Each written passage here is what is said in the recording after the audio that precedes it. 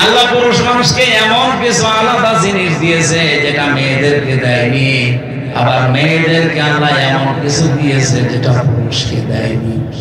এই জন্য যার যার জায়গায় তার মর্যাদা আমার আল্লাহ ঠিক করে দিয়েছে।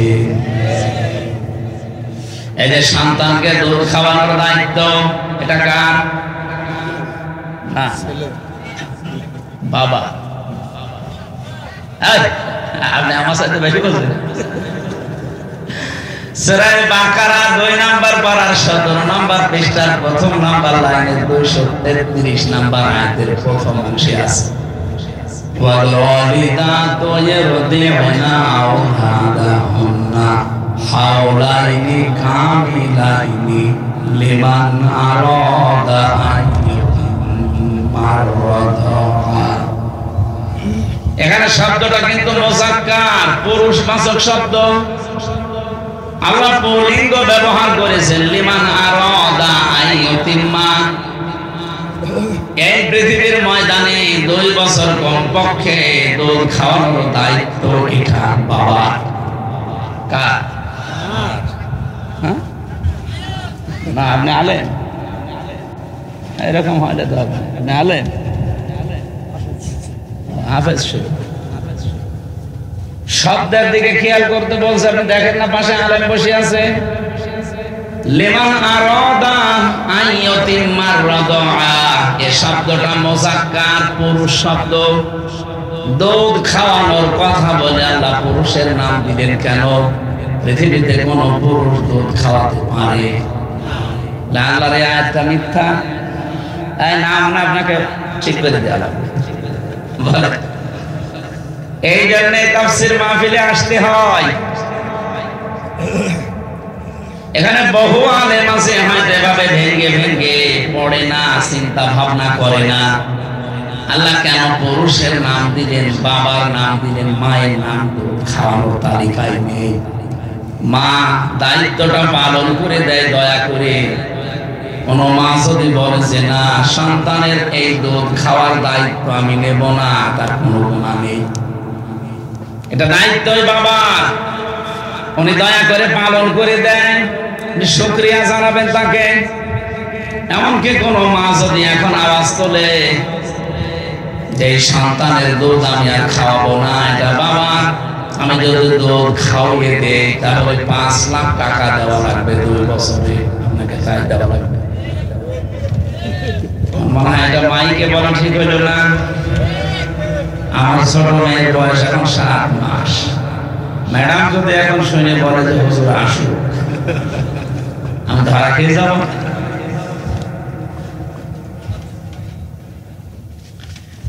বাবাকে আল্লাহ রাব্বুল আলামিন সন্তানকে প্রতিপালন করা, বিশেষ করে পেটে রাখা, ডেলিভারির যে কষ্টটা সহ্য করা, বিজ্ঞান এখন প্রমাণ করছে কষ্ট পরিমাপ করতে হলে একটা যন্ত্র আছে।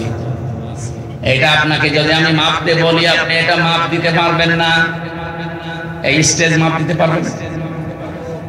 এটা ফিতা দিলে আপনি মেপে দেবেন যে কয় গজ আছে এখানে। এখন যদি বলি এই যে বোতলে একটু পানি আছে, মেপে দেন, এটা আপনি ফিতা দিয়ে মাপবেন। ওটা মাপার আলাদা যন্ত্র নেই। লিটার লাগবে, ওইটা সিসি লাগবে। পৃথিবীতে প্রতিটি জিনিস পরিমাপ করার জন্য যেমন আলাদা যন্ত্র আছে, এটা কষ্ট পাই আমরা, এই কষ্ট পরিমাপ করার জন্য একটা আলাদা যন্ত্র আছে, ইউনিট বলা হয়। আপনারা জানেন কয়েকদিন আগে যে পলাশ সাহা এএসপি, উনি পারিবারিক জীবনে মানসিক যন্ত্রণা সহ্য করতে না পেরে লোকটা আত্মহত্যা করেছে নিজের অস্ত্র দিয়ে, এবং লিখে লিখে গেছে সিলকুটে, আমার মৃত্যুর জন্য কেউ দায়ী না, জীবনের উপরে বিতৃষ্ণা এসে গেছে, আমার জীবন আর ভালো লাগে না, সাধ্যের বাইরে চলে গেছে কষ্টটা। বিজ্ঞানে কষ্ট মাপ দিয়েছে যে কতটুকু কষ্ট পেলে একজন মানুষ মরে যায়। পৃথিবীতে যত শক্তিশালী পুরুষ আমরা আছি, সর্বোচ্চ 45 ডিগ্রি কষ্ট যদি কাউকে দেওয়া হয়, 45 ইউনিট কষ্ট পেলে লোকটা মরে যাবে। শখে হোক, আর কষ্টে হোক, ভেতরে তার আর সহ্য করার মতো কোনো ক্যাপাসিটি 3.5 হাত বডিতে 2 কোটি কোষ আছে, এই কোষগুলো আর ধারণ করতে পারবে না, শেষে মরে যাবে। কিন্তু মেয়েদেরকে এই যে সন্তান জন্ম দেওয়ার সময় যে কষ্টটা তাদের সহ্য করা লাগে, বিজ্ঞান প্রমাণ করেছে এক একটা মায়ের ডেলিভারির সময় কষ্ট সহ্য করা লাগে 57 ইউনিট। পলাশ শাহ মরে গেছে 45 ইউনিটের উপরে কষ্ট পেয়েছিল, শক খেয়েছিল, এজন্য মরে গেছে। পারিবারিক জীবনের এখন সব কিছু বের হচ্ছে। আমার মনে হয় এখানে অনেকেই পলাশ শাহার স্ত্রী এবং মায়ের মতো মানুষ মহিলা প্যান্ডেলে আছে, এবং আমরা অনেকে পলাশের মতো আছি। আজ হাজারো পরিবারে মানুষ মানসিক যন্ত্রণায় রোগী হয়ে যাচ্ছে, এমনকি ধুকে ধুকে মরে যাচ্ছে। সম্মানিত মা বোনেরা যেখানে এসেছেন বসেছেন, শুধু নামাজ পড়া, রোজা রাখা, কালো বোরকা পরা আপনাদের ইবাদত না। শাশুড়ি যারা এসেছেন হাতে পায়ে ধরে বলছি, একটু স্যাক্রিফাইস করবেন পুত্রবধূটার জন্য। আপনার পুত্রবধূ যদি ভালো থাকে, আপনার ছেলে ভালো থাকবে। এক কথা বলেন। বউ যারা এসেছেন এই পৃথিবীতে সবচেয়ে দামি একজন মানুষের কাছে, যেহেতু আল্লাহ রাসূলের পরে তার মা, এই জায়গায় আপনাকেও সেনসিটিভ থাকা লাগবে। কিছু হলে খালি স্বামীর কানে তুলে দেবেন, কিছু হলে স্বামীর কানে তুলে দেবেন। আরে ভাই সন্তান, আমরা যা হই না কেন, পৃথিবীর যত খারাপ ছেলে হোক, দুনিয়ার সব ছেড়ে দেওয়ার মতো মন তার আছে। মার বাবাকে এসে জীবন ছাড়তে চাই না, কিন্তু বাধ্য হওয়া লাগে অনেক ক্ষেত্রে। পৃথিবীতে এমন স্বামী নেই। এই কথা বলছেন না? এখানে যারা বসে আছেন মনে করেন আমি নামাজ পড়ি 5 ওয়াক্তের জায়গায় তাহাজ্জুদ মিলে 6 ওয়াক্ত, আমি রোজা রাখি, নফল রোজা মিলে কত রোজা, আমি পর্দায় থাকি, কালো বোরকা পরি, পরপুরুষের সাথে দেখা করি না, আমি জান্নাতে যাব না। মানে কে বলে যাবেন জান্নাতে যাবেন? পারিবারিক জীবনে আপনি পুত্রবধূর উপর অত্যাচার করে আপনি অলরেডি জালেম হয়ে গেছেন। এরকম শাশুড়ি নেই? ছেলে যদি বৌমাকে একটু বেশি কেয়ার করে, একটু খেয়ালে রাখে, একটু ভালোবাসা বেশি দেয়, অনেক মা আছে সহ্য করতে পারে না, উল্টা পাল্টা কথা ছড়ায় যে আমার এই ছেলেটা বৌমা দখল করে নিয়েছে। ও মা, আপনার তো সেজদায় পড়ে থাকার কথা যে আপনার ছেলেটা অন্তত আপনার বৌমা নিয়ে ব্যস্ত আছে, অন্য কোনো মহিলার সাথে লাইন করে না, বলেন। আর আপনি উল্টা পাল্টা কথা ছড়ান। মেয়েদের এই ছোট মনের কারণে আমার মনে হয়, আমি যতটুকু এই 3-4 দিন ধরে দেখছি, এই মেয়েদের ছোট মনের কারণে পলাশ শাহ হয়ে গেছি। আপনি চিন্তা করতে পারেন, একজন বিসিএস ক্যাডার, এএসপির মর্যাদা আছে বাংলাদেশে, তার কোন জিনিসের অভাব আছে আপনি বলেন? শুধু চোখ বন্ধ করলে প্রতিদিন 10-20 লাখ টাকা সে উপায় করতে পারে, শুধু চোখ বন্ধ করে রাখলে। এরকম একটা জায়গায় সে পৌঁছিয়েছে অলরেডি। একটা জেলার এসপির পদের দায়িত্বে তার, অথচ সে লোকটা নিজের অস্ত্র মাথায় লাগিয়ে নিজে বিদায় চলে যাওয়ার আগে লিখে গেল, আমার কেউ দায়ী না। এখন সব বের হচ্ছে দায়ী কে? আমি আশা করবো মেয়েদের যে হিংস দিয়েছি, এত কষ্ট সহ্য হয় আপনাদের পারিবারিক জীবনে ছোট মনের কারণে হাজারো স্বামী, হাজারো সন্তান, আজ আমরা মানসিক রোগী হয়ে যাচ্ছি। এখানে মানসিক রোগী নেই বলেন? একবার আসছিলাম রাঙ্গামাটি জেলা থেকে, কমিটির লোক আমারে বলছে, হুজুর রাতের বেলা যখন আসেন, সকালে আপনাকে আমরা বৃদ্ধাশ্রম দেখাবো। নিয়ে গেল, সে দেখি কলেজের এক অধ্যাপক, বিসিএস ক্যাডার, ওর মায়ের পায়ের কাছে বসে, ওর মা ওকে বলছে, বাবা আমি যখন মারা যাব, আমার এই মাথার উপরে যে ফ্যান আছে এই ফ্যানটা পাল্টিয়ে নতুন ফ্যান লাগিয়ে দিবা। ছেলেটা বলছে, মা তুমি তো মরেই যাবে, তখন আবার ফ্যান কি হবে? মা বলে, বাবা আজ 3 মাস আমাকে এখানে রেখে গিয়েছো, 3 মাসের ভেতরে আসো না, আজকে এসেছো খবর দেওয়ার কারণে যে ফ্যানটা আমার মাথার উপরে আছে, এটা ধরে না।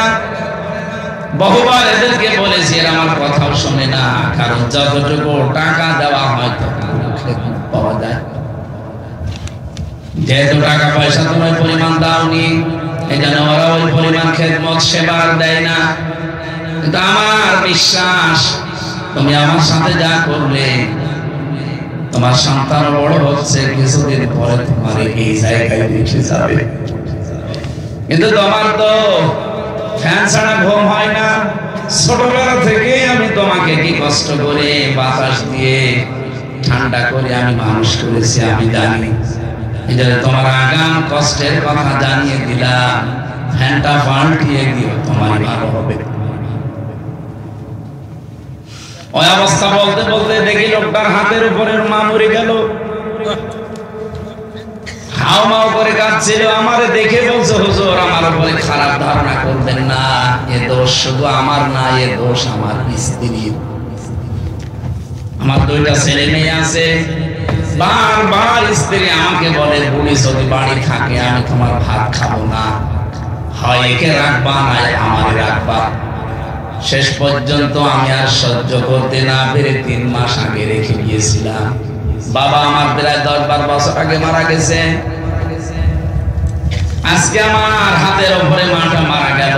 পৃথিবীতে এখন আমাকে নাম ধরে ডাকার মতো আর কেউ নেই।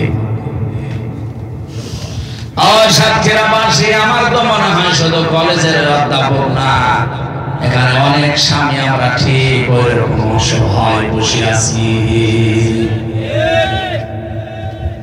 সম্মানিত মা বোনেরা, আমি আশা করছি আপনারা মনটা একটু ন্যারো মাইন্ডের করবেন না, ব্রড মাইন্ডের উদার করবেন। একটু ছাড় দেওয়ার মন মানসিকতা তৈরি করেন, দেখবেন পরিবারটা, আরে ভাই না খেয়ে তো কেউ মরে যায় না। শুধুমাত্র আপনার এই ছোট মনের কারণে অসুস্থ হয়ে আমরা কবরের দিকে চলে যাই। আমি কষ্টের বর্ণনা দিতে গিয়ে পর্যন্ত এসেছিলাম মেয়েদের যে কষ্টটা, যদিও দায়িত্বটা বাবার, পৃথিবীতে দুধ খাওয়ানোর দায়িত্ব মায়ের না, মা দায়িত্বটা পালন করে দিচ্ছে, এজন্য তাকে ধন্যবাদ দেবেন, শুকরিয়া জানাবেন। যেহেতু আমাদেরকে আল্লাহ ওই জিনিসপত্র দেয়নি, এই জন্য সন্তানের দুধ খাওয়ানোর দায়িত্ব মায়ের। যদি আমাদের এটা দিত, আমাদের ইমান করানো লাগতো, কারণ লিমান আরো একটা মোজাক্কার শব্দ। সাতক্ষীরাবাসী, এবার আসেন যে কথা বলতে চাই, মায়ের এই কষ্টের পরে 3 নম্বরে দুনিয়াতে কমপক্ষে দুধ খাওয়ানোর আগে 2 বছর পেটে নেওয়া, ডেলিভারির কষ্ট, দুধ খাওয়ানো, তাম দুনিয়ায় এত কষ্ট কোনো পুরুষ মানুষ আজ পর্যন্ত করে নাই। বুঝেছি? তার জায়গাটা আমার আল্লাহ আলাদা করে দিলেন 2 জনের। মায়ের জায়গা আলাদা, বাবার জায়গা আলাদা। মায়ের মর্যাদা 3 গুণ আমার আল্লাহ বাড়িয়ে দিয়েছেন কোরআনে কারিমে সূরা আহকাফের 15 নম্বর আয়াতে। হামালাতুহু উম্মুহু কুরহা ওয়া ওয়াদাআতুহু কুরহা ওয়া হামলুহু ওয়া ফিসালুহু 30 শাহরা। এখানে 3টা কষ্টের কথা আছে। তোমার মা তোমাকে কষ্টের পরে কষ্ট সহ্য করে পেটে বহন করেছে, ডেলিভারির কষ্ট সহ্য করেছে, এমনকি 30 মাস, 24 মাস পর্যন্ত তোমাকে পেটে নেওয়া আর দুধ খাওয়ানো, এগুলো মেরে 30 মাস তোমার পেছনে শ্রম দিয়েছে। সালাসুনা শাহরা, 30 মাস। আমি যে কথা এখান থেকে আপনাদেরকে শিক্ষা দিতে চাই, এটা যেহেতু রেকর্ড হচ্ছে, সারা বাংলাদেশে কালকে যাবে। জায়গা যেহেতু আলাদা, ক্ষেত্রটা আল্লাহ আলাদা করে দিয়েছে, এখানে দায়িত্ব আমাদের আলাদা আলাদা। কোরআন বিশ্বাস করে না, নবীজিকে বিশ্বাস করে না, ওরা প্রকাশ্য শত্রু মনে করে। কিন্তু দেখেছেন কোরআনের আয়াত থেকে এই শিক্ষাটা আজ 236 বছর মেনে চলছে। এই জন্য ওরা দাঁড়িয়ে গেছে, অন্তত অর্থনৈতিক ভাবে ওরা দাঁড়িয়ে আছে, সামরিক ভাবে দাঁড়িয়ে আছে, বিশ্বের মানচিত্রে আজ তারা মোড়ল। আর আমরা মুসলমানের আছে যেখানে আছি দেখেন, দাঁড়ানো দূরের কথা, উঠে বসতেও পারি নাই। পৃথিবীতে সবচাইতে বেশি নিগৃহীত, সবচাইতে বেশি অপমানিত, অপদস্থ, না খেয়ে থাকার তালিকায় যাদের নাম, তারা মুসলমান। কারণ নেতৃত্বের জায়গাটা যেখানে যাকে দরকার ওই জায়গায় আল্লাহর নিয়ম রাসূলের নিয়মটা আমরা মানি নাই। এই আয়াতের পক্ষে একটা হাদিস পেয়েছি, আল্লাহর নবী বলেন লা ইউফলিহা কওমুন আল্লাহু আমরুহুম ইমরাতুন, বুখারী শরীফের হাদিস। নবীজি বলেন ওই জাতি কখনো সফল হচ্ছে না, হবে না, যে জাতি তার নেতৃত্বের দায়িত্ব কোন মহিলাকে দিয়েছে। 54 বছর এই দেশটা স্বাধীন হয়েছে, বলেন তো দায়িত্বে যারা ছিল মহিলা বেশি না? আমরা দাঁড়াবো কি করে? আপনি কোরআনের বাইরে নিয়ম মেনে, হাদিসের বাইরে নিয়ম মেনে জীবনও দাঁড়াতে পারবেন না। আমেরিকা কোরআনের নিয়ম মেনে দাঁড়িয়েছে, যদিও বিশ্বাস করে না। হ্যাঁ, মেয়েদের যে সম্মান মর্যাদা, এ পৃথিবীতে যত রহমত আল্লাহ দিয়েছেন, 1 নাম্বার রহমতের নাম হচ্ছে কোরআন, 2 নাম্বার রহমতের নাম নবী মুহাম্মদুর রাসূলুল্লাহ, 3 নাম্বার রহমতের নাম এসেছে মেয়ে লোকের, তার মানে মা। সুবহানাল্লাহ বলতে পারেন? এ মায়ের পেট থেকে যারা আমরা আসি, নারী হোক আর পুরুষ হোক, হাদিস বলছে কোন পুরুষ মানুষ যদি মায়ের পেট থেকে ঘরে আসে, ওই ঘরে রহমতের ফেরেশতা আসে, কথা কোরআন হাদিসে নেই। আছে? নেই। কিন্তু কোন মেয়ে যদি আসে, সঙ্গে সঙ্গে 4 জন রহমতের ফেরেশতা আল্লাহ পাঠিয়ে দেয়। 4 জন এসে মেয়েটার মাথার উপরে হাত বোলাতে থাকে, ডাক দিয়ে বলে দুর্বল দেহটা একটা দুর্বল দেহ থেকে বের হয়ে এসেছে। এই মেয়েটার উপরে যারা 3টা দায়িত্ব পালন করবে, 1 নম্বরে তাকে ভালোবাসবে, 2 নম্বরে তাকে শিক্ষা দিয়ে তার পেছনে খরচ করবে, 3 নম্বরে তাকে সৎ পাত্র দেখে পাত্রস্থ করবে, কিয়ামত পর্যন্ত আল্লাহর রহমত তার সাথে থাকবে। সুবহানাল্লাহ। কথাটা আপনি একটু খেয়াল করেন, আল্লাহর নবী কিন্তু বলেন নাই যে মরণ পর্যন্ত তার সাথে আল্লাহর রহমত থাকবে না। ইলা ইয়াউমিল কিয়ামাহ, কিয়ামতের ময়দানে যদি এই মেয়ের, এই কন্যার, এই বোনের যারা দায়িত্বে আছে, এই গার্জিয়ানরা বিপদে পড়ে যায়, এই মেয়ের একটার কারণে কিয়ামত পর্যন্ত আল্লাহ বাঁচিয়ে দেবে। আপনার 10টা ছেলে আছে, আপনি বেঁচে যাবেন এমন কথা নেই। একটা মেয়ে হলে আপনি একটা জান্নাতের অধিকারী। সুবহানাল্লাহ বলতে পারেন? কথাটা শুনতে যত সহজ মনে হচ্ছে, বিষয়টা অত সহজ না। নবীজির কথা যেহেতু জীবনে মিথ্যা হবে না, একটা মেয়ে যার আছে আর এই 3টা দায়িত্ব যার পালন করা হচ্ছে, আপনি বিশ্বাস করতে পারবেন জান্নাতের অধিকারী। যার 2টা মেয়ে আছে সে 2টা জান্নাতের অধিকারী, যার 3টা মেয়ে আছে নবীজি বলেন তাকে 3টা জান্নাত আল্লাহ দিয়ে দেবে, কোনো সন্দেহ নেই। এই 3টা মেয়েকে যদি আবার স্পেশাল ভাবে এই 3টা দায়িত্ব সঠিক সুচারুরূপে পালন করতে পারে, আর একটা স্পেশাল মর্যাদায় কিয়ামতের দিন ওই লোকটা আমি নবী পাশাপাশি ভাবে জান্নাতে থাকবো। মেয়ে যাদের আছে খুশি হন, শুকরিয়া আদায় করেন। আল্লাহ পাকের কথাই ছিল দুনিয়াতে 4টা জিনিস দিলে আমি খুশি, কিন্তু আমার বান্দারা নারাজ। তার ভেতরে 1 নাম্বার কন্যা। বলেন বলেন, এখানে মেয়ে লোক হলে আপনি রাগ করবেন না। হযরত ওমর বলেন যে বাড়িতে একটা মেয়ে আছে, ওই বাড়িতে জান্নাতের একটা টুকরা আছে। যে বাড়িতে পুরুষ আছে, ওই বাড়িতে জান্নাতের টুকরা আছে, কথা আছে। মেয়ে লোক যাদের আছে, মেয়ে কন্যা অনেক দামি জিনিস, তাকে আদবগুলো, শিক্ষাগুলো আমরা দিতে পারি না। এজন্য পরবর্তীতে সাংসারিক জীবনে যে সে একটা বোঝা হয়ে যায়, সে একটা ঝামেলা হয়ে যায়, হয় স্বামীর জন্য, শাশুড়ির জন্য, আমার কথার অর্থ বোঝা গেছে? 2 নম্বরে পৃথিবীতে সবচাইতে বড় রহমতের নাম যেটা আল্লাহ বেশি খুশি হন তার নাম বৃষ্টি। কি বলেন বলেন? এই যে বৃষ্টি বন্ধ হয়ে গেছে এত গরমে। গতকালকে আমি ছিলাম বাগেরহাটে পরশুদিন, ওই জায়গায় আমি দেখেছি প্রায় 49 ডিগ্রি চলছিল বাগেরহাট মহল্লাতে।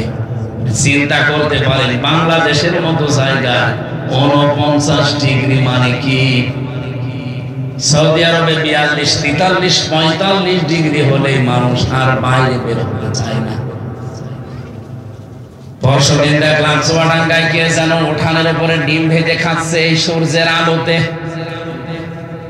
কি তাপ! আল্লাহ রাব্বুল আলামিন বলেন পৃথিবী যখন গরম হয়ে যায় ওয়াস-সামাই যাতির রাজি'i ওয়াল আরদি যাতিস সাদি'i ইন্নাহু লাকাউলুন ফাসল ওয়া হুয়া বিল হাযরি।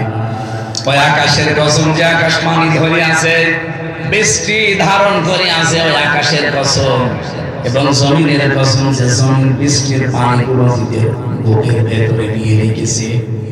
আকাশ যদি বলতো না এই পানি আমি নেব না, ছেড়ে দিলাম, জমিন যদি বলতো না আমি বুকের ভেতরে এগুলো রাখবো না, উগরিয়ে দিলাম, জমিনে বসবাস করা আমাদের জন্য বড় কঠোর হয়ে যেত। মাঝে মাঝে নিতে চায় না, তখন দেখেন না বন্যা চলে আসে। এই সাগর থেকে হালকা সুন্দরবন এলাকা থেকে একটু যদি জলোচ্ছ্বাস কয়েক হাত উঁচা হয়ে আসে, আমার মনে হয় আশপাশ জেলাগুলো সব পানির নিচে চলে যাবে। আল্লাহ পাক বলেন বৃষ্টি এটা আমার রহমত, আকাশ থেকে আমি আল্লাহ এটা নাযিল করি, এটা আমি দিলে খুশি হই। কিন্তু বহু মানুষ আছে এটা পেলেও নারাজ হয়ে যায়। 3 নম্বরে আমি বেশি আল্লাহ দিলে খুশি হয় রোগ ব্যাধি। কি আমরা নারাজ? আরে ভাই রোগ ব্যাধি আপনি বোঝেন? এই পৃথিবীতে যত রহমত আল্লাহ ভালোবাসে যা তার ভেতরে রোগ ব্যাধি একটা। আল্লাহ চায় আপনি যেন নিষ্পাপ হয়ে তার কাছে হাজিরা দেন। যেভাবে নিষ্পাপ বানিয়ে আল্লাহ বানিয়েছিলেন আপনাকে ওইভাবে করে নিতে চায়। এই জন্য দুনিয়ায় কোন ছোটখাটো অপরাধ হয়ে গেলে রোগ ব্যাধি রোগ সব দিয়ে ওগুলো পুরাটা পরিষ্কার করে আপনাকে নিতে চায়। এখানে ইমানদারের যদি জ্বর হয় তার গুনাহ মাফ হয়, ও যদি হোঁচট খেয়ে পড়েও যায় তার গুনাহ মাফ হয়। সুবহানাল্লাহ বলতে পারেন না? যাদের রোগ শোক হয় রাগ করবেন না, আল্লাহর উপরে বিরুদ্ধ হবেন না। আরে ভাই দুনিয়ার এই ছোট্ট জীবনে যা হয় হয়ে যাক, আমার বিশাল জীবন পড়ে আছে যার শুরু হবে কোনোদিন শেষ নেই। 4 নম্বরে আল্লাহ সবচাইতে বেশি ভালোবাসে ওই জিনিস, তার নাম মেহমান। কি বললাম? মেহমান পাঠালে আল্লাহ খুশি হয়। আর আমরা 4টা জিনিস আল্লাহর নবী বলেন এই পৃথিবীতে আমার আল্লাহ বেজার হয় কিন্তু মানুষ খুশি হয়। তার 1 নম্বরে যৌতুক। এলাকায় তো নেই যৌতুকের টাকা খাওয়া পায়খানা খাওয়া সমান কথা না। পায়খানা খেলে একটা গোনা হবে কবিরা গোনা, আর যৌতুকের টাকা যদি কেউ নেন 2টা গোনা হবে। 1 নম্বরে জুলুমের গোনা, 2 নম্বরে কবিরা গোনা। যে 99টা কবিরা গোনার তালিকা আছে যৌতুক তার ভিতরে 1 নম্বরে। এটা হিন্দুদের জীবন থেকে এসেছে, ওদের ধর্মীয় রীতিনীতি। সাতক্ষীরাবাসী মুসলমান আমরা এখানে বেশি, সুতরাং আজকে থেকে আপনি নামাজ যারা পড়েন, আল্লাহ রাসূল বিশ্বাস করেন, তাওবা করেন যে জীবনে কোনোদিন আর আত্মীয় স্বজনের ভেতরে যৌতুক থাকলে যৌতুক থাকলে সে নিজের আপন ভাইয়ের মেয়ের বিয়ে হোক আপনি বাদ দিয়ে দেবেন। যেভাবেই হোক এই যৌতুক প্রথা তুলে দেওয়া লাগবে। এটার জন্য যারা সামাজিক ভাবে পারিবারিক ভাবে রাষ্ট্রীয় ভাবে চিন্তা ভাবনা করবে, কারণ সবচাইতে বেশি নারাজ আল্লাহ যৌতুক নিলে হয়ে যায়, আর সবচাইতে বেশি খুশি হয়ে আমরা না। এলাকায় যৌতুক নেই? যৌতুকের টাকা নিয়েছেন কারা কারা হাত তোলেন তো। আন্দাজে বললেন যে আছে, আমি তো জানি সাক্ষীর এখানে আরে ভাই আপনি কি নামাজ পড়েন আমি তো বুঝি না, কিসের রোজা রাখেন? এটা যদি আপনি হারামটায় খান তাও পায়খানা খাওয়ার চাইতেও ডবল গুনাহ, বলেন নাউজুবিল্লাহ। 2 নম্বরে বিশ্ব নবী বলেন এই পৃথিবীতে আল্লাহ সবচেয়ে বেশি নারাজ হয় গীবত করলে, আর মানুষ গীবত করে। গীবত মানুষের কাছে ঘি ভাতের মতো লাগে। বাংলাদেশে গীবত তো আছে, সবচেয়ে বড় অপরাধ গীবতের উপরে যেটা তহমত, ওইটা বেশি। এই বাংলাদেশে এখন সবচেয়ে বেশি গীবতের চাইতে তহমতটা। এই যে মাহফুজ আলম নামে যে লোকটা, এটা অসুস্থ মানুষ, একটা অবৈধ উপদেষ্টা। এই জন্য আমার প্রথম কথা কি ছিল যে উপদেষ্টা পরিষদ পুরাটা ভেঙে দেন, কোনো দরকার নেই ছাতাগুলো চেয়ারে বসিয়ে টাকা দেওয়া। এদের কেন সরকারি টাকা দিয়ে তেল কিনে দেওয়া লাগবে, গাড়ি দেওয়া লাগবে, কোয়ার্টার দেওয়া লাগবে? কোন কারণে? কোনো দরকার নেই এগুলো। চেয়ারম্যান ছাড়া, মেম্বার ছাড়া, মেয়র ছাড়া, এমপি ছাড়া যদি দেশ করতে পারে, উপদেষ্টা ছাড়াও চলবে, কোনো অসুবিধা নেই। খালি যে 2 জনের নাম বললাম, 2 জনকে বসিয়ে রাখেন, একজনকে রাষ্ট্রপতি, একজনকে প্রধানমন্ত্রী, ঠিক দেশ চলবে। আর পাশাপাশি যেহেতু যারা জীবন দিয়ে গেল, তাদের জীবনের উদ্দেশ্য ছিল যে আমরা বৈষম্য চাই না। আর পৃথিবীতে বৈষম্য দূর করার জন্য আল্লাহ যেটা দিয়েছেন তার নাম কোরআন। ইন্নাল্লাহা ইয়া'মুরু বিল আদলি ওয়াল ইহসান। অবশ্যই আমি আল্লাহ তোমাদের সবাইকে নির্দেশ দিলাম ন্যায় বিচার কায়েম করো। কি বিচার? এই যে আদল শব্দটা আল্লাহ দিয়ে আরম্ভ করলেন। আদল কি? তাফসীরে আমি ফি সিলালিল কোরআনের খাজেনে পড়েছি। আদল 3 প্রকার। মামা আলাদা লুগাতান শারহান। 1 নম্বরে মানুষ আদল করবে, ন্যায় বিচার করবে আল্লাহর সাথে, যেটা রূহের জগতে স্বীকৃতি দিয়ে এসেছিল। মানুষ সবাই আমরা বলে এসেছি কালু বালা, হে আল্লাহ তুমি আমাদের রব। এই কথাটা যেন মরণ পর্যন্ত ঠিক থাকে, এইটার নাম আল্লাহর সাথে আদল। কথা বোঝা গেছে? আপনি নিজের থেকে বলেন তো আল্লাহর সাথে আপনার আদল হচ্ছে না। আল্লাহ যখন বলেছিলেন আলাস্তু বিরাব্বিকুম, আমি কি তোমাদের রব না? সবাই বললাম কালু বালা, অবশ্যই আপনি আমাদের রব। দুনিয়ায় এসে যখন রবের বিধানগুলো আপনি মানেন না, তখন আল্লাহর সাথে অবিচার হয় না ন্যায় বিচার? বলেন বলেন, অবিচার হচ্ছে। অথচ এই মানুষটা এখন মারা যাক, আমি এখন এনারে কবরে দিয়ে আসলে ওনাকে ফেরেশতা বলবে মা রব্বুকা, তোমার রবকে। উনি তো বাঙালি মানুষ, একবারে বলে ফেলবে রব্বি আল্লাহ, আমার রব আল্লাহ। ফেরেশতা কিন্তু উল্টা প্রশ্ন করবে, ওই রব আল্লাহ মানে? রব মানে কি? রবের 19টা অর্থ আছে, সামারাইজ করে 5টা বলেছি আমি। রব মানে 1 নম্বরে সৃষ্টিকর্তা, রব মানে আইনদাতা। আন্দাজে যে একবারই বলে ফেললে আমার রব আল্লাহ, যে দেশে বাস করতে 56,000 বর্গ মাইলের বাংলাদেশে রবের কোন আইনটা ছিল? আমার মনে হয় বাংলার বহু মানুষ কবরে গেলে ধরা খাবে। আমার কথা বুঝতেছে? হচ্ছে না আমাদের। আমি আপনাকে বাঁচাতে চাই, রব আগে ঠিক করেন। তাহলে আল্লাহর সাথে আদল 1 নম্বরে নেই, 2 নম্বরে রাসূলুল্লাহর সাথে আদল। আল্লাহর নবীর সাথে নাই বিচার কি? বিশ্ব নবী তার 63 বছরের কমপক্ষে 23টা বছর আমাদের জন্য আদর্শ রেখে গেছে।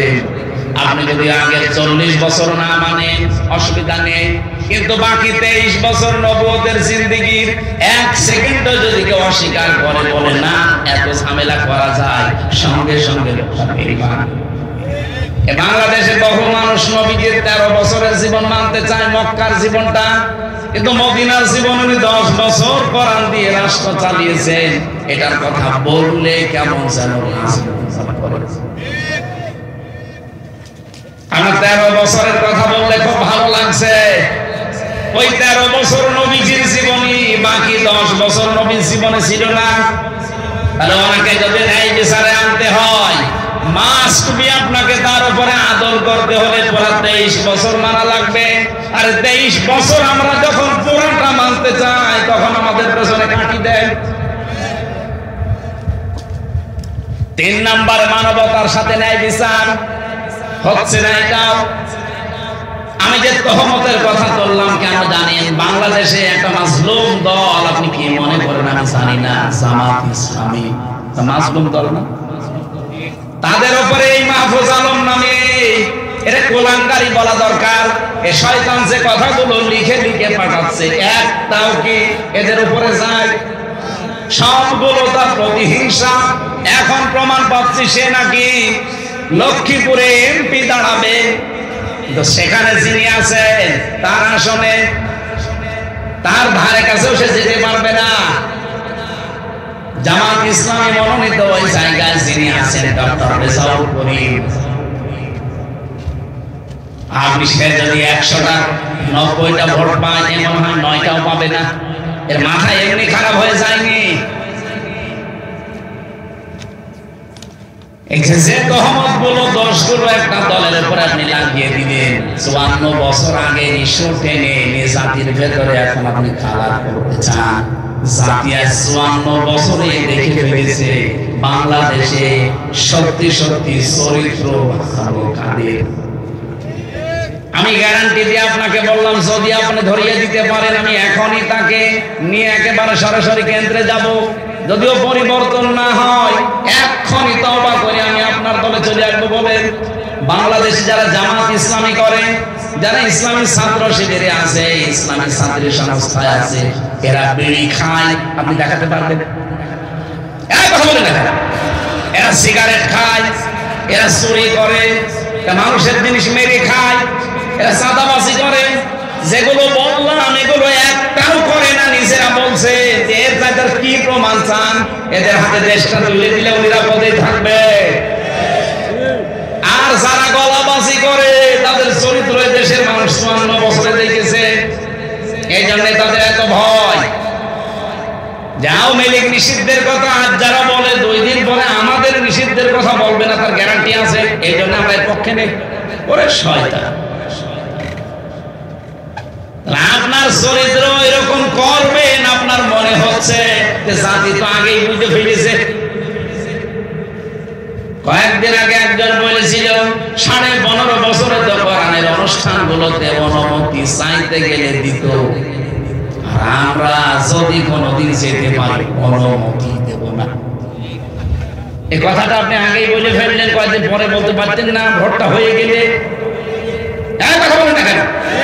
এটা যে কিছু হয় তার প্রমাণের সাক্ষীরা। কয়েকদিন আগে এক চেয়ারম্যান, ওরে প্রশাসনের লোক পর্যন্ত কি গাল দিয়েছে দেখেছে, বলেছে পিয়াদব একটা বাটপার, আসলে একটা বাটপার। তাছাড়া মঞ্চে বসে আলমের বিরুদ্ধে উল্টাপাল্টা কথা বলতে পারে, এটা বাটপার না? সাক্ষীরা আলেম ওলামারা তার বিরুদ্ধে কি স্ট্যাটাস দেয়নি, প্রতিবাদ জানায়নি? আমরাও চাই এরকম বেয়াদবরা। এই জন্য তো মানুষ এখন সব বুঝে ফেলছে, যারে ভাই এই কথা বলবেন আপনি নির্বাচনের পরে, আগেই বলে ফেলে মানুষ তো সব বুঝে ফেলবে। তহমত দেবেন না। যার যেই দোষ নেই, ওই দোষ যদি তার উপরে চাপিয়ে দেন, এটা গেবল থাকে না, এটা কি হয়? আর বাংলাদেশে এটা বেশি হচ্ছে। আপনি নিজেই বললেন যে এদের ভেতরে চোর নেই, এদের ভেতরে বিড়ি খোর নেই, এদের ভেতরে জেনাকার নেই। আপনি কি প্রমাণ চান আর বলেন? এই মানুষগুলো দায়িত্ব পেলে এরা চোর মুক্ত বাংলাদেশ গঠন করবে, এরা ন্যায় বিচার কায়েম করবে। কারণ এরা শপথবদ্ধ হয় এটা পড়ে, বলিনা সালাতি ওয়া নুসুকি ওয়া মাহইয়ায়া ওয়া মামাতি লিল্লাহি রাব্বিল আলামিন। এটা যদি না পড়ে, আপনি যারা আছে দায়িত্বে জিজ্ঞাসা করে দেখেন তো। এখানে যদি কেউ থাকে ওইরকম জিজ্ঞাসা করে দেখেন যে আয়াত তার পড়া লেগেছে কিনা, কেউ আছে? জিজ্ঞাসা করে। আর আপনি যেখানে সাপোর্ট করছেন সেখানে বলেন না সালাতি পড়া লাগে না, সেখানে পড়া লাগে বলেন না ছাগল। ছাগল নিয়ে আসে,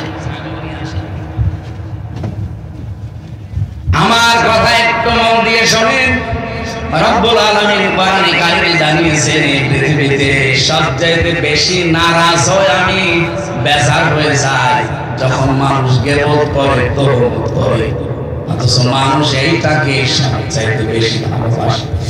3 নাম্বার বেশি যারা সুদ খায় ঘুষ খায় এদের প্রতি আল্লাহ সবচেয়ে বেজার, কিন্তু মানুষ এটা পেয়ে খুশি। এখানে বহু মানুষ এমন বসে আছে যারা সুদের টাকা 1000 টাকা রেখে আসে, মাসে মাসে 100 টাকা বেশি দেয়, নাকি এরকম মানুষ সাথীরা নিয়ে যারা আছেন এই মুহূর্তে তওবা করেন, কারণ সুদের 1 টাকা খাওয়ার মায়ের সাথে জেনা করার সমান কথা। যারা করছেন এই মুহূর্তে সিদ্ধান্ত নিয়ে ফেলেন আমি না খেয়ে মরে যাব, আমি ঘুষ আর সুদ খাবো না, ছেড়ে দেব। যারা রাজি আছেন একটু দেখে আন্দোলন তো, আরে বাবা কত সুদ খাবো, এলাকায় এত সুদ খোর, প্রায় লোকে দেখি ওই ধান্দায় আছে।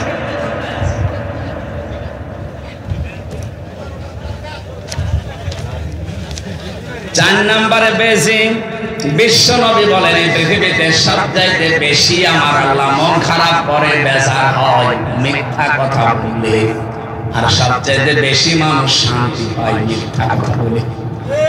বলেন যে 15.5 বছর যারা টিকে ছিল এরা কি সত্যের উপরে না মিথ্যার উপরে? বলেন বলেন, এটা আমি নিজে তার প্রমাণ না। 3টা বছর আমাকে আটক করে রেখেছিল ফাঁসির কন্ডেম ছেলে, সত্য দিয়ে না মিথ্যা দিয়ে? যে মামলা দিয়েছিল মামলা পর্যন্ত মিথ্যা, যে সাক্ষী দিয়েছে সাক্ষী মিথ্যা। এমনকি গতকালকে প্রমাণ হয়েছে মাওলানা মতিউর রহমান নিজামীকে যাদের কথা শুনে ফাঁসি দিয়েছে, ওই মিথ্যা সাক্ষী যারা দিয়েছে তারা এখন বলছে আমাদেরকে যা শিখিয়ে দিয়েছে আমরা তাই বলছি। এমনকি আমার পক্ষে 4 জন সাক্ষী নিয়ে গিয়েছিল আমার বিপক্ষে কুষ্টিয়া থেকে। আমি জেল থেকে বের হয়ে আগস্টের 5 তারিখের পরে তাদের বাড়িতে যেয়ে বললাম আপনারা এমন মিথ্যা কথা কোর্টে আমার বিরুদ্ধে বলতে পারবেন? হুজুর আমার কিছু করার নেই, আমি টাকা দিয়েছি, টাকাটা হালাল করা লাগবে না, এই কারণে আমি কথা বলেছি। ঠিক আছে, টাকা আপনি নাই হালাল করে মিথ্যা সাক্ষী দিলেন, আমার যে 12টা বেজে গেল। এই জন্য মিথ্যা ছাড়া লাগবে। 33 বছর এখন আমার বয়স, আমি যদি 18 বছর থেকে ভোট দেওয়া আরম্ভ করতাম আল্লাহর কসম আমি 3 বার ভোট দিতে পারতাম না, একবারও পারি নাই। তার মানে এই 3টা বছর ধরে 3টা গ্রামে যারা দায়িত্বে ছিল 15 বছর প্রত্যেকটা সত্যের উপরে না মিথ্যার উপরে? কোনটা মিথ্যার উপরে ছিলেন। এজন্য মিথ্যা ছাড়া লাগবে। মিথ্যা কথা, মিথ্যা কাজ, মিথ্যা কর্মকাণ্ড যত কিছু আছে এমনকি মিথ্যা ওয়াদা পর্যন্ত বন্ধ করা লাগবে। এখন মৌসুম আসতেছে ওয়াদার, বহু মানুষ দেখবেন মিথ্যা ওয়াদা দেবে না, এলাকায় দেয় না। এই 4টা কাজে আমার আল্লাহ নারাজ, আর 4টা কাজে সবচাইতে বেশি খুশি হয়, অথচ আমরা ওই 4টা জিনিস পেলে নারাজ, আর আল্লাহ যে 4টা জিনিস পেলে খুশি হন বেজার হন, এই 4টায় আমরা নিজেরা খুশি। আল্লাহ আমাদেরকে আল্লাহর পছন্দনীয় যে 4টা জিনিস এগুলো পেয়ে আনন্দ করার তৌফিক দেন, আমিন। আরো জোরে বলুন আমিন। দল মত নির্বিশেষে কোরআনের অনুষ্ঠান সাজিয়েছে। আমরা কোরআনের কারিম থেকে মাত্র একটা আয়াত পড়েছি, সূরা মায়েদা 27 নম্বর আয়াত।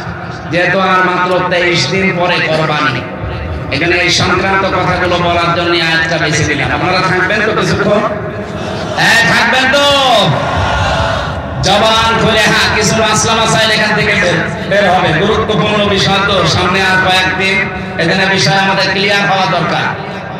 বহু মানুষ এই মাসলা এখন জিজ্ঞাসা করে, আমারে আসতে আছে মেসেঞ্জারে, হুজুর যারা বেনামাজি তাদের সাথে কি ভাগে কোরবানি দেওয়া যায়? আরে ভাই, কোরবানির কথা আল্লাহ কোরআনে দিয়েছে নামাজের পরে, ফাসাল্লি লিরাব্বিকা ওয়ানহার।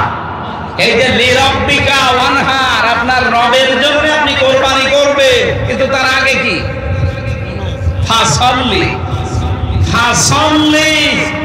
একবার কোরআনে খালি এক জায়গায় পাবেন নামাজ পড়ো, আর পুরা কোরআনে যেখানে দেখবেন সেখানে নামাজ কায়েম করো আছে। যে ব্যক্তি নামাজ কায়েম তো পড়ে দিলেন ৭২ বার ৮২ বার, এটা এক জায়গায় যে পড়ার কথা সেটাই যে পড়ে না, তার সাথে দ্বিতীয় কথা আপনি লাগাবেন কি করে? এই যে আমার এই হাতাটা, এই হাতাটা কি এই পর্যন্ত দিলে হাতা হবে না পুরাটা?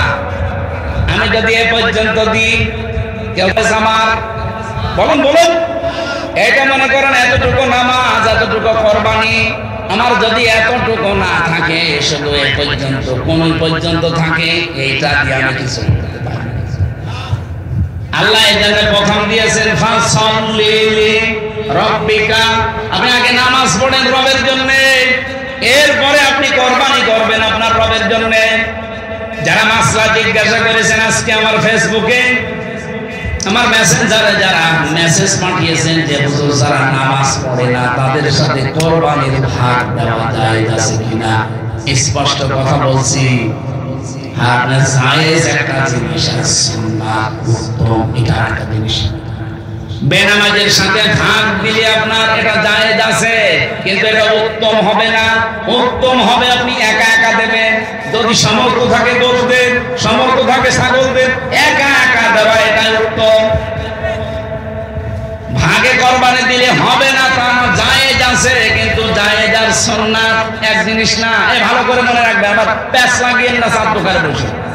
জায়েজ এক জিনিস, সুন্নাত বলুন বলুন, জায়েজ এক জিনিস, সুন্নাত জায়েজ আছে ওইটা, কিন্তু ওটা সুন্নাত না। এই যে সন্তান হওয়ার পর 7 দিনে তার আকিকা দেওয়া, এটা সুন্নাত, কিন্তু জীবনের যে কোনো সময় দিলে আদায় হবে, এটা সুন্নাত না, এটা জায়েজ। কথা বোঝা গেছে? এখন মনে করেন এই ভাই অনেক থাকে বিদেশে, সন্তান হয়েছে, উনি চলে গেছে মাসখানিক আগে। এখন যদি ওনার পরিবার মনে করে 7 দিনে কেবল গেল বাবা, এখন দেব না, অন্তত 2 বছর পরে যখন আসবে। আর ভাই 7 দিনে আকিকা দেওয়া এটা সুন্নাত, কিন্তু বাবা থাকা সুন্নাত না। বাবা থাকা কি সুন্নাত? তাহলে আপনি বাবার জন্য আপনি সুন্নাতটা মাইজ দেবেন কেন? হ্যাঁ জায়েজ আছে, জায়েজ একটা জিনিস, সুন্নাত আর একটা জিনিস।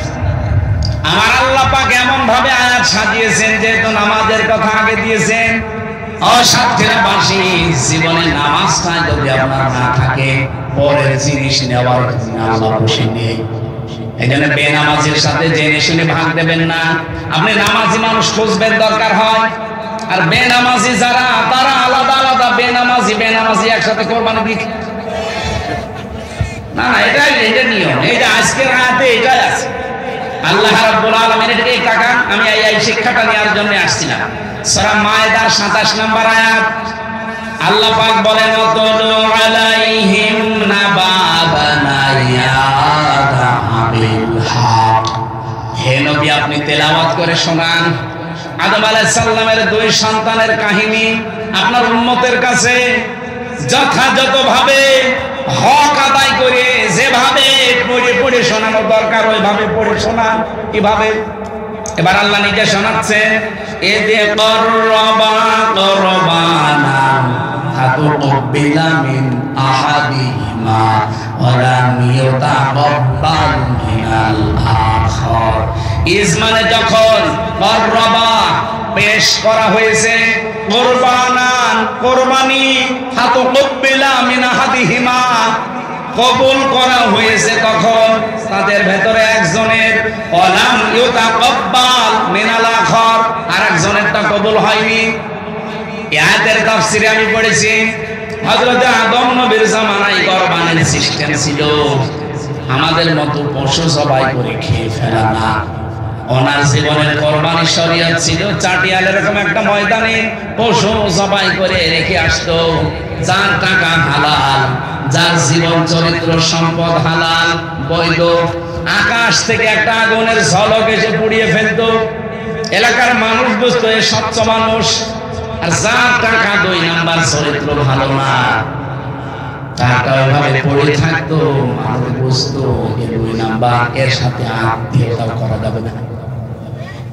যারা মাঝখানে আমার ফতোয়া জিজ্ঞাসা করেন যে হুজুর বেনামাজের সাথে কোরবানি করা যায় আছে কিনা, এটা যেমন মনে করে যে না আমার কোরবানি হবে না, কোরবানি কি ফরজ না ওয়াজিব? আরো বলেন বলেন, আরো জোরে বলেন।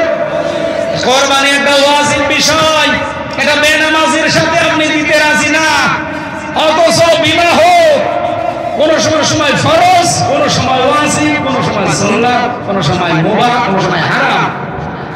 ফরজটা ধরে আপনি বিবাহ করা ফরজ। ওয়ানকিহুল আয়ামা মিনকুম ওয়াস-সালিহিনা মিন ইবাদিকুম ওয়া ইমাইকুম, এই আয়াত অনুযায়ী এই ফরজ কাজটা যখন আপনি করতে যান, আত্মীয়তা ছেলে মেয়ে বিবাহ দেওয়ার সময়, তখন আর খোঁজও করেন না, দেখেনও না যে আমার বিয়ানে এই পুত্রবধূ এই জামাই নামাজ কিনা।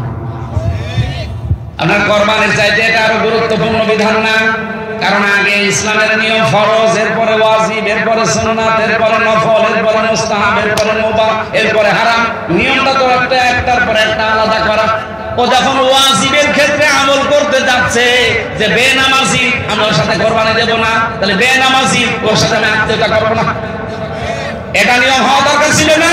কারণ ওয়াজিবের আগে তো ফরজ। এই কথা বলে না কেন ভাই? আজকে থেকে আপনি একটু সামাজিক ভাবে বয়কট করেন, নামাজ পড়বে না, মানে ওর বাপ পড়বে।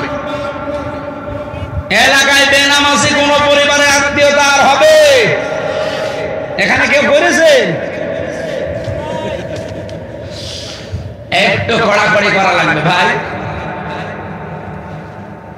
আল্লাহ রাব্বুল আলামিন বলেন, আমার এই আয়াতটা পড়ার পরে আমার মাঝে মাঝে মনে হয় আল্লাহ ১৫০০ বছর আগের ওই শরীয়ত যদি এখন বাংলাদেশে থাকতো, আদম নবীর ওই শরীয়ত যদি আমরা পেতাম, এদেশে কত বুজুর্গ মানুষের কোরবানি যে পড়ে থাকতো। দাড়ি বড় তাতে কি হয়েছে? এত বড় জুব্বা তাই কে? ওকে কে রেখে আসতো ময়দানে, আগুনের ঝলক এসে পোড়াতো না কারণ মতো ২ নাম্বার। এক কথা বলছে এটা। তখন মানুষ বসতো না, ওর সাথে আত্মীয়তা আজকে থেকে শেষ, ওকে সালাম কালাম দেওয়া শেষ, কারণ ও তো পুরাটাই সব অবৈধ। এই শরীয়ত আল্লাহ আমাদের দেয়নি, আমরা বেঁচে গেছি। আল্লাহ বলেন একজন ওইভাবে রেখে এসেছিল, কবুল হয়েছে, আর একজন একটা কবুল হয়নি। যারটা হয়নি সে হয়ে গেছে বেপরোয়া। রব্বুল আলামিন বলেন লা আতাতুলান্নাকা, যারটা হয়নি সেই কাবিল ও হাবিলকে বলেছে তোরটা হলো কেন, আমি তোকে রাখবো না, মেরে ফেলবো। বাংলাদেশে ঠিক আমার মনে হয় হাজার হাজার বছর পরে এখন হাবিল আর কাবিল ফিরে এসেছে। এদেশের মানুষের মন এখন একটা দল জয় করে নিচ্ছে তাদের কাজ দিয়ে, কারবার দিয়ে, অ্যাক্টিভিটিস দিয়ে, চরিত্র দিয়ে। আর এখন যারা এতদিন উল্টাপাল্টা কাজ করেছে তারা এখন পাগল হয়ে গেছে, এত ভালো তোদের বাসে কেন, তোদের রাখবো না। এই জন্য এখন 10 চাপিয়ে দিচ্ছে, 71, 47 এক বলছে না কেন? তাছাড়া মীমাংসিত ইস্যু আবার এতদিন পরে ঘড়ি নিয়ে আসছেন, মানে 54 বছর দেখেন না কেন? 54 বছরে এদের জীবনে যদি চুরি পান, ডাকাতি পান, জেনা পান, মদ খান, তাহলে ওদের ছেড়ে দিন। 54 বছর আপনি বিচার করবেন, 71 সালের আগে বিচার করতে যান কোন কাজ? 71 সালের আগে যারা, তারা কি একটাও এখন আছে? এখন যারা আছে দায়িত্বে সব 54 বছরের ভেতরে। আপনি দেখেন খালি উল্টা পাল্টা ফতোয়া দিলে হবে? এই আয়াত থেকে এইটাই বের হয়, যখন পেরিয়ে ওঠে না তখন ওই মাছ না পেয়ে সিপে কামড় দেয়। এই বাংলাদেশে এখন এটা চলছে না ভাই? এক কথা বলে না কেন? আমি আমার নিজে ভিকটিম, আমি নিজে বলছি। আপনি কম দোষ করেছিলাম ওই সময়, আপনি বলেন। আমি আপনার মেয়ের দিকে তাকিয়েছিলাম, আর আপনার মেয়ে যা, ও মেয়ের দিকে তাকানো যায়? ও জামাই বাদ দিয়ে দিয়েছে, ওই মেয়ের দিকে আমি তাকাতে পারি? তাকানোর মতো মেয়ে? আপনি 3টা বছর কোন কারণে আটক করলেন? মামলা হলে জামিন পাওয়ার যদি আমার লিগালিটি থাকে তাহলে আমার অধিকারটা, কিন্তু আপনি 3 বছর জামিন তো দেননি, লাল দাগ মেরে দিয়েছেন যেন ও বের হতে না। আমার মাওলানা মামুনুল হক কি ক্ষতি করেছিলাম আপনারা? তো আমি তো কোরআন দিয়েই কথা বলতাম, একটা কথা যদি এতক্ষণ পর্যন্ত কোরআনের বাইরে বলি, আপনি বলেন আপনারটা কবুল হচ্ছে না, আপনার রাগ হওয়া দরকার তো আল্লাহর উপরে। এই যে পরের শব্দে আছে বলা ইন্নামা, ইন্নার পরে যদি মা যুক্ত হয় বাংলা অর্থ দাঁড়ায় একমাত্র। কেবলমাত্র, শুধুমাত্র, মূলত, হবে হবে, এইবার 33টা অর্থ আছে সব। ক্বালা ইন্নামা ইয়াতাকাব্বালুল্লাহু মিনাল মুত্তাকিন। কাবিল ডাক দিয়ে বলেছে, হাবিল ডাক দিয়ে বলেছে, কাবিল বড় ভাই, আপনারটা কবুল হয়নি, দোষ আমার না। আপনার চরিত্র ভালো না, আপনার মাল পবিত্র না, আপনি চাঁদাবাজি করে কোরবানি দিচ্ছেন। এরকম চাঁদাবাজ দেশে নেই।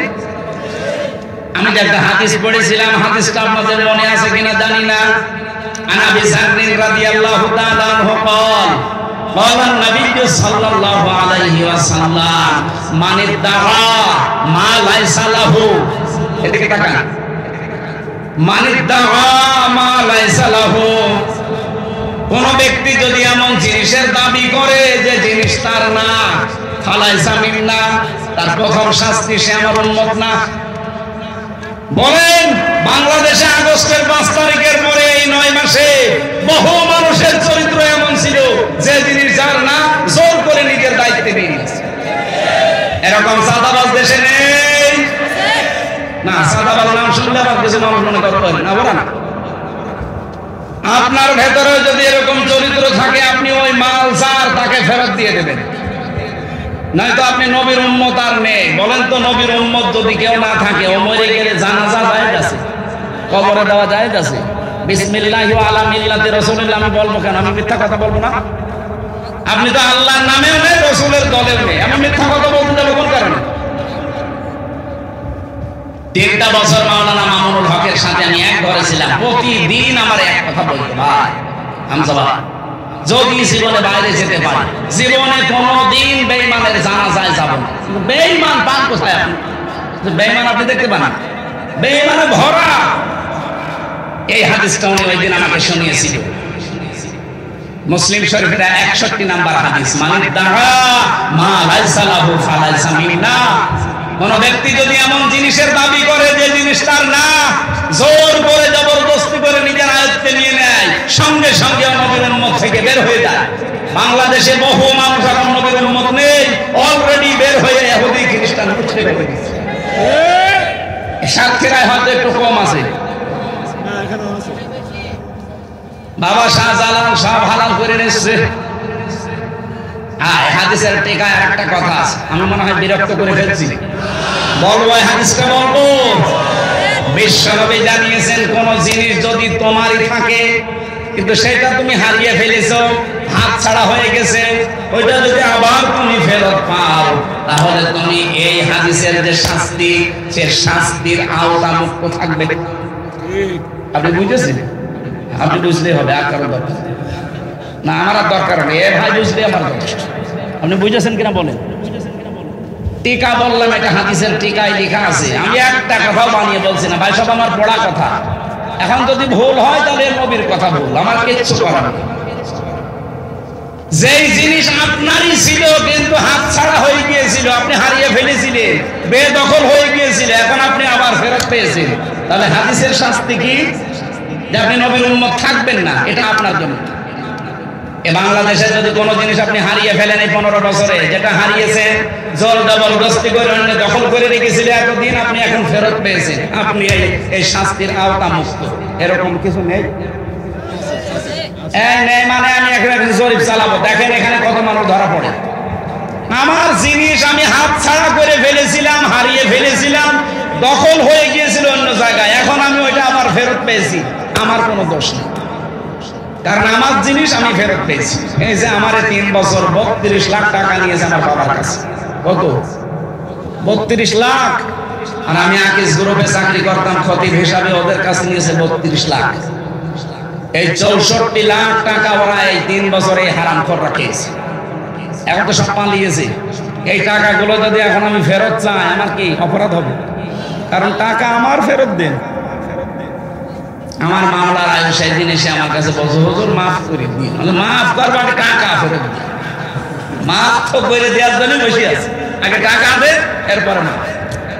না, টাকা কোথায় পাবেন? টাকা পাবেন কোথায়? মানে বগুড়াতে এক মাহফিলে উঠেছিলাম, বসি আমারে তাড়া দিয়েছি ওই আগস্টের 5 তারিখের আগে। ওই সময় মার্চ মাস চলছিল, কি তাড়া, মাস না এপ্রিল জানা, এপ্রিল সে মাঠের ভেতর দিয়ে এরকম মাঠের ধানের ক্ষেতের ভেতর দিয়ে 2 কিলোমিটার শুধু দৌড়িয়েছে। শেষে পা মা কাঁটা মাটা কামড়ে আশ্চর্য রক্ত বিভিন্ন জায়গায় কাটা ছাটা হয়ে ধরতে পারে, কিন্তু গাড়িটা আটকে দিয়েছে। গাড়ি ওই মাহফিলের গেটে ছিল, ড্রাইভারের নিয়ে গাড়ি নিয়ে থানা চলে গেছে। পরবর্তীতে গাড়ি বলছে গাড়ি ছাড়তে পারি, টাকা দেওয়া লাগে। কত?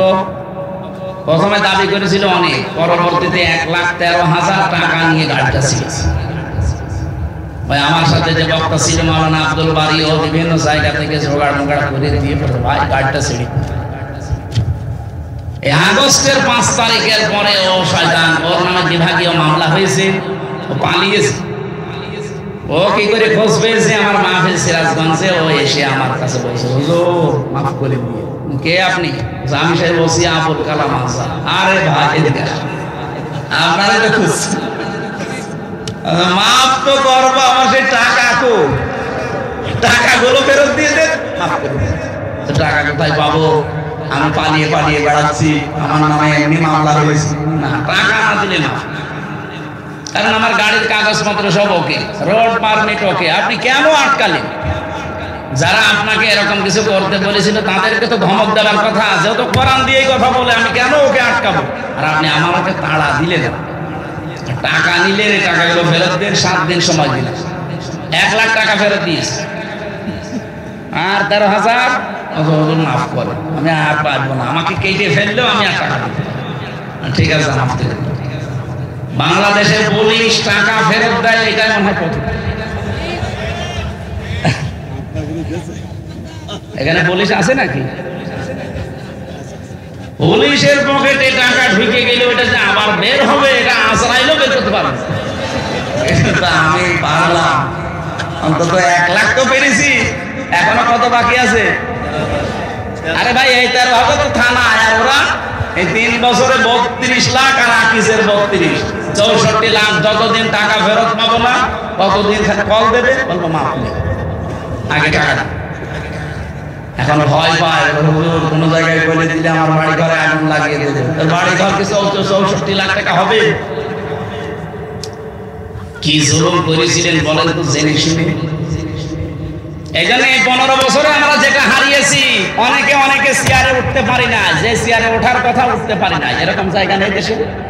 আরে ভাই নাম ধরা লাগবে, আপনি বুঝতেছেন? যে যেখানে যেটা হারিয়ে ফেলেছেন ওইটা যদি এখন আবার ফেরত পান, সে টাকা পয়সা বলেন, ক্ষমতা বলেন, চেয়ার বলেন, যা জমি জায়গা বলেন, দোকান বলেন, বাড়ি বলেন, যা হারিয়েছেন এটা ফেরত পেয়েছেন আপনার গুনাহ নেই। এটা ইসলামী ব্যাংক, যাদের ব্যাংক তারা ফেরত পেয়েছে।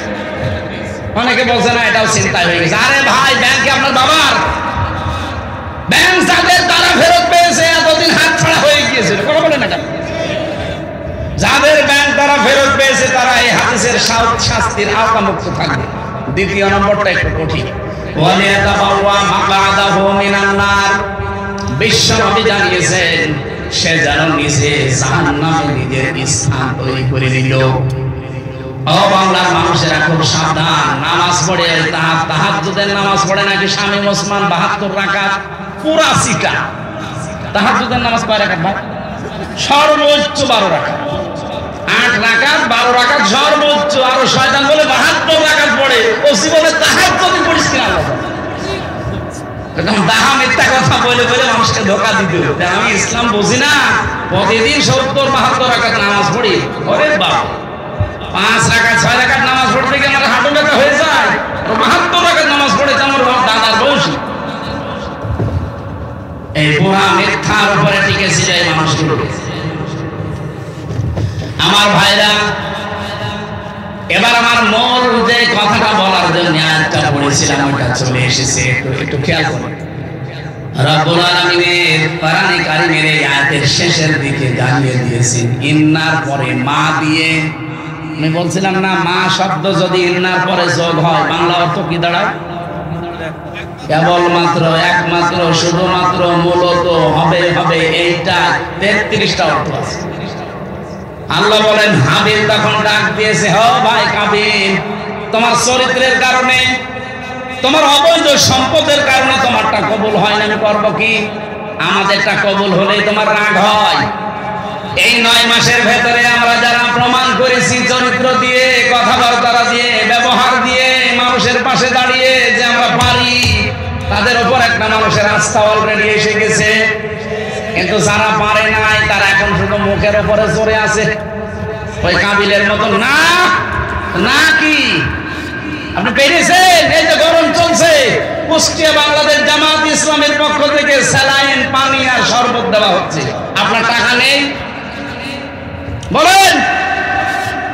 কালকে আমার সাথীরা সদরে বালি থাকি, নাম জানো ওই যে লাভসা, ওখানে সফলতার চাবিকাঠির উপরে আলোচনা ছিল। 5টা কর্মসূচি বলেছিলাম, তার ভেতরে 4 নম্বর ছিল এইটা, আও ইতআমুন ফি ইয়াউমিন দি মাসগাবা ইয়াতীমান যা মাকরাবা আও ইতআমুন জি মাকরাবা ইয়াউমিন জি মাসগাবা মাকরাবা, দুইটা, একটা মাসগাবা একটা মাকরাবা। এখানে 2টা শব্দের ব্যাখ্যা পেয়েছি আমি। যারা সফল হতে চান, পৃথিবীর ময়দানে মানুষের মন জয় করতে চান, প্রথম নম্বরে আপনাকে অসহায় মানুষের কাছে ছুটে যাওয়া লাগবে। আপনি আগস্টের 5 তারিখের পরে যে ধাক্কা বাংলাদেশে গেল, ওই যে ফেনি দিয়ে, দেখেছেন না? টাকাওয়ালা মানুষ দেশে কম ছিল, কেউ তো এগিয়ে যায়নি। আমিরে জামাত এ পর্যন্ত কাপড় তুলে চলে গেছে। এমনি মানুষের মন তার দিকে আল্লাহ ঝুঁকিয়েছে। পৃথিবী বিমুখ হয়ে যায় মানুষ যখন, দুনিয়া বিমুখ হয়ে যায় তখন, সূক্ষ্ম কিছু জিনিস আল্লাহ তার ভেতরে ঢেকে দেয়, যেটা আমিরে জামাতকে আল্লাহ দিয়েছে। সাংবাদিক প্রশ্ন করেছিল, বাংলাদেশ জামাত ইসলামী এত বড় জনপ্রিয় দল, তাহলে আজ পর্যন্ত ক্ষমতা আসতে পারে নাই কেন? উনি জবাব দিয়েছিলেন, আযান দেয় মুয়াজ্জিন, সবাই নামাজে আসে, এ দোষ কি মুয়াজ্জিন? বলেন বলেন। আরে ভাই, আযান তো আমি মন থেকেই দিচ্ছি, এখন আপনি নামাজে না আসলেও দোষ তো আপনার। এই কথা বলেন না কেন? এখানে দুনিয়াদার হয়ে গেলে আপনার থেকে মানুষের মন আল্লাহ উঠিয়ে নেবে, কিন্তু যখন দুনিয়া বিমুখ হয়ে যাবেন, দুনিয়ার প্রতি আপনার আকর্ষণ বিকর্ষণে পরিণত হবে, তখন তাম পৃথিবীর সৃষ্টি জগতের ভেতরে আপনার প্রতি আলাদা একটা মহব্বত এবং সূক্ষ্ম সূক্ষ্ম জ্ঞান আল্লাহ আপনার ভেতরে ঢেলে দেবে। জীবনে কল্পনা করতে পেরেছেন যে এরকম একটা উত্তর দেওয়া যায়? যে তাই তো আমার কাছে বললো, আমি বলতে পারতাম না যে এত জনপ্রিয় দল আপনারা, এত মানুষ এই দেশে এত ভালোবাসে আপনাদের, ডাক দিলে হাজার হাজার মানুষ এক জায়গায়, ক্ষমতায় যেতে পারেন না কেন? দোষ কি আমাদের না যারা আসে না তাদের? আমি তো মন থেকেই ডাক দিয়েছি কোরআনের বিধানের দিকে। বলেন তো, বাংলাদেশ জামাত ইসলামের প্রতি একটা মিথ্যা তহমত এতদিন যারা দিয়েছে, যাদের আকীদা ঠিক নেই। বাংলাদেশ জামাত ইসলামের আকীদা হচ্ছে জমিন আল্লাহর, সিদ্ধান্ত আল্লাহ। কথা বলে না কেন? কিন্তু নারী কমিশনের 3 নম্বর পয়েন্টে আমি 318 পৃষ্ঠা পুরাটা পড়েছি। 3 নম্বর পয়েন্টে ওরা লিখেছে, দেহ আমার, সিদ্ধান্ত আমার। এটা কোরআনের একেবারে ডাইরেক্ট বিরুদ্ধে, সূরা আরাফের 54 নম্বর আয়াতের বিরুদ্ধে। আলা লাহুল খালকু ওয়া আমর। বাংলাদেশ জামাত ইসলামী যারা করে, আমি নাম ধরে বলছি ওপেন ভাবে, আপনার রাগ হলে হোক, এদের আকীদা হচ্ছে জমিন আল্লাহর, আইন চলবে। এর বাইরে যদি কারো আকীদা থাকে, এখানে জামাত ইসলামের যদি কেউ থাকেন, আপনার দল আমি আর করব। কেউ যদি বলতে পারেন যে না জমিন আল্লাহর, এখানে আইন চলবে আমার বাবা, আমি আপনার সাথে নেই। এই কথা বললেন না কেন ভাই? মানুষের মন জয় করার জন্য আল্লাহ 5টা জিনিস দিয়েছেন সূরা বালাদে। ভালো করে নিজেরা পড়বে, মিলাবে, এমনি এমনি মানুষের মন দিকে ঝুঁকে যায়। যারা অসহায়, দরিদ্র, ধুলামণি, এই মানুষগুলোর কাছে যারা এগিয়ে যায় এবং নিকট আত্মীয় স্বজনের যারা খোঁজ খবর রাখে, ইয়াতীমান যা মাকরাবা, গরীব থেকে এসেছে। ইয়াতীম মানে অসহায়, মিসকিন, মা বাবা নেই, যারা এই দুর্বল মানুষের কাছে যারা নিকট আত্মীয় স্বজনের খোঁজ খবর রাখে, একামতে দিন এই দেশে যারা প্রতিষ্ঠা করতে চায়, আপনি দেখবেন এই গুণগুলো তাদের ভেতরে আছে। নিজে না খেয়ে মরবো, কিন্তু অন্যকে অগ্রাধিকার দেওয়া লাগবে। কথা বলেন, কথা বলেন। ওয়ায়ুসিরুনা আলা আনফুসিহিম ওয়ালাউ কানা বিহিম খাসাসা। রব্বুল আলামিন বলেন, তাদের নিজেদের প্রয়োজন থাকার পরেও তারা অন্যকে অগ্রাধিকার দেয়। এরকম মন আমি সবাইকে দেই না, দেই শুধু তাদের আদিল্লাতিন আলাল মুমিনিনা আইজ্জাতিন আলাল কাফিরিন। যে মানুষগুলো এই পৃথিবীতে নিজেদের প্রতি রহমদিন কিন্তু কাফেরদের প্রতি কঠোর। এই দেশে কত কিছু হয়ে যাচ্ছে, টাকা কত কিছু আমাদের বিপক্ষে বলা হয়, কিন্তু আমরা নিজেদের ভেতরে খুব অটুট আছি। অন্যের ব্যাপারে বিশেষ করে কাফেরদের কোন সিদ্ধান্ত, নারী নীতির নামে যতগুলো আল্লাহর বিরুদ্ধে রাসূলের বিরুদ্ধে তহমত দিয়েছে, এই বাংলাদেশে সবচেয়ে বেশি প্রতিবাদ করেছে একামতে দিনের লোকজন। অন্য জন করেছে কিন্তু এদের প্রতিবাদটা সবচেয়ে বেশি জোরালো, কারণ ভয় পায় বাতিলরা এদেরকে। ওরা জানে বাকিগুলো যা আছে ওদের 100 কথা, কিন্তু এদের এক কথার সমান।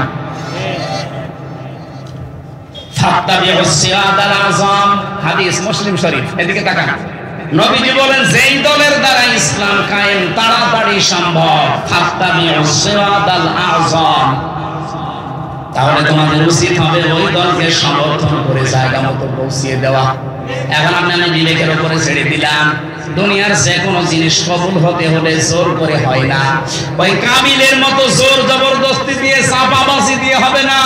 ওয়ালা ইন্নামা ইয়াতাকাব্বালুল্লাহু মিনাল মুত্তাকিন, পৃথিবীতে যারা মুত্তাকি আল্লাহ শুধুমাত্র তাদেরটাই কবুল করবেন।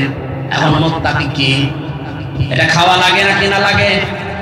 বাংলাদেশে বহু মানুষ মুত্তাকি শুধু পোশাকে লেবাসের দিকে তাকিয়ে মনে করে এটা মুত্তাকির সংজ্ঞা।